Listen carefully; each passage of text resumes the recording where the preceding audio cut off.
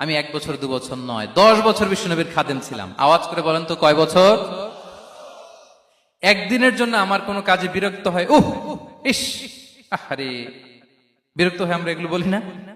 একদিনের জন্য বলেন, একদিন, একটি মুহূর্তের জন্য। এই 10 বছরে একটিবারও প্যারা নবীজি বলেন নাই, আনাস এটা কেন করলে? একবারের জন্য বলে নাই, আনাস এটা করলে না কেন? একবারের জন্য তিনি বলেন।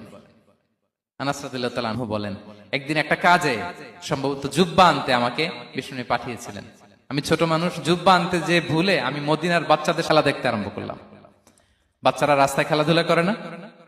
বিশ্বনবী যেটা আনতে পাঠিয়েছে ওইটা না এনে ভুলে, ছোট মানুষ তো, সেও দাঁড়িয়ে দাঁড়িয়ে মদিনার ছেলে মেয়েদের খেলা দেখতেছে। এখন সময়ের পর সময় যায়, ঘন্টার পর ঘন্টা যায়, আনাস তো আর আসে না জুব্বা নিয়ে। বিষ্ণুনবী ভাবলেন, হায় রে, আনাস মনে ভুলে গেছে, যাই নিজের কাজ নিজেই করে নিয়ে আসি। বিষ্ণুনবী বেরোলেন, বেরোই দেখে ওই তো আনাস, আমার আনাস বাচ্চাদের সাথে খেলা দেখতেছে। আমরা হইলে কি করতাম?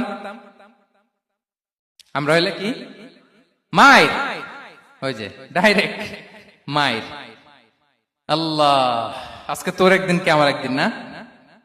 বিষ্ণুনবী গেলেন, তিনিও বাচ্চাদের সাথে খেলা দেখতে শুরু করলেন, কিছুই বললেন না, শুধু আলতো হাতে আনাসের পিঠে হাত রাখলেন, ঘাড়ে আলতো হাতে। বিষ্ণুনবীর হাতটা রেশমের চেয়েও সফট ছিল। হাত রাখলেন, হাত রাখাতে আনাস রাদিয়াল্লাহু তাআলা আনহু ফানাযারতু ইলাই, তিনি বললেন আমি পিছনের দিকে তাকালাম, বিষ্ণুনবীর দিকে আমি তাকালাম, হঠাৎ করে দেখলাম যে বিষ্ণুনবী। তাকানোর পর পর আমি ভয় পেয়ে গেলাম, কিন্তু বিষ্ণু সাল্লাল্লাহু আলাইহি ওয়াসাল্লাম ধমকও দেয় নাই, কিরে আনাস তুই এখানে, এটাও বলে নাই। তাকালাম, ওয়া হুয়া ইয়াদহাক, তিনি একটা মুচকি হাসি দিলেন। বললেন, আনাস তোমাকে না কাজে পাঠিয়েছিলাম, এখানে কেন?